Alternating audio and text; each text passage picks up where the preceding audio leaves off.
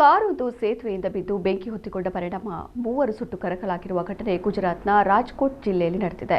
ಗೊಂಡಾಲ್ ಅಡ್ಕೋಟ್ ಹೆದ್ದಾರಿಯಲ್ಲಿ ಈ ದುರಂತ ಸಂಭವಿಸಿದೆ. ಕಾರು ಛೋಟಾ ಉದಯಪುರದಿಂದ ಗೊಂಡಾಲ್ ಕಡೆಗೆ ಹೋಗುತ್ತಿದ್ದಾಗ ಘಟನೆ ನಡೆದಿದೆ.